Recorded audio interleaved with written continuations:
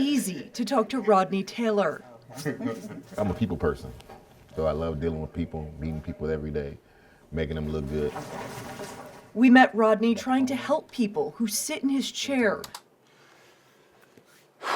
So this story was an emotional roller coaster. As you see, this story starts off with, some really cool shots. Let me play it right off the top. Yeah. Right, some cool nats.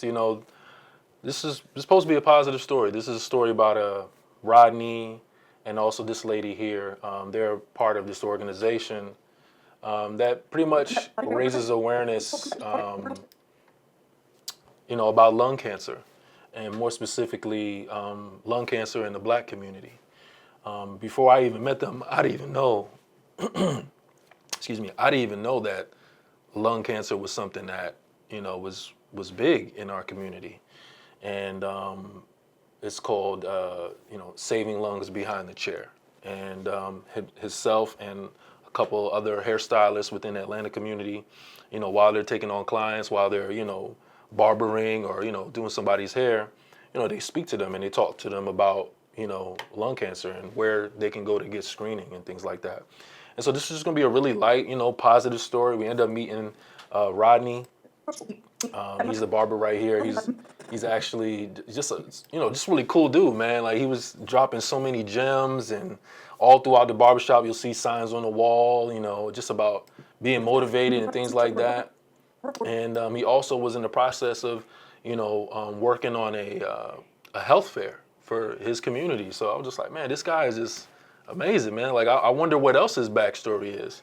But we didn't know. We didn't know much about his backstory and where he came from, just kind of where he was at in this moment, the organization that he represents and things like that.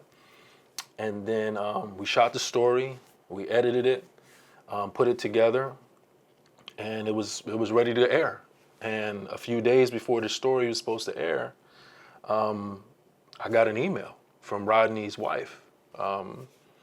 And she basically reached out to us and said, hey, Rodney just got, taken by ICE. And I'm looking at the email, I'm like, what? What's going on? And she reads this out on the email, says, Rodney is, he's been applying for residency here in the U.S. since he came here as a kid. And I didn't know. I mean, I just see, a brother, you know what I'm saying? Normally when you think of, deportation or ICE, you're thinking of, a different ethnicity.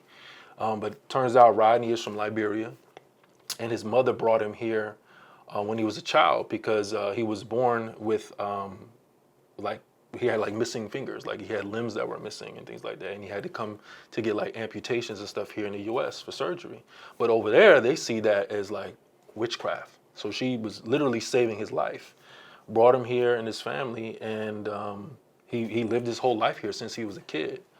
And so fast forward all these years later, ICE brings him in because of he got into a situation when he was younger, when he was about 16, for a crime. But that crime was pardoned, right? It was actually pardoned.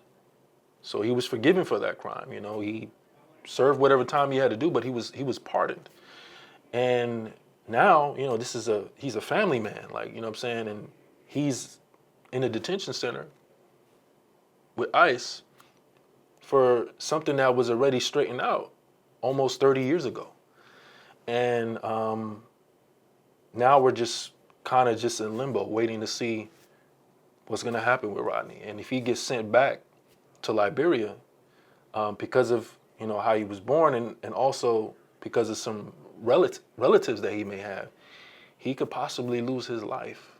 And so I've never done a story that was this critical, and I'm hoping that the story is able to, catch the right person's ear, catch the right person's attention, and hopefully, save Rodney's life. And so if you guys want to watch that, definitely go on YouTube, go on 11live.com.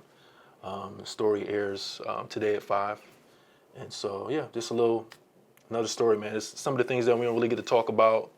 We don't really get to expand upon. You know, we just kind of try to fit it all in within, you know, the 3 minutes that we have. You know, and so just something to think about, man. And I'm hoping the best for Rodney and his family. Yeah. All right. See y'all in the next one. Peace.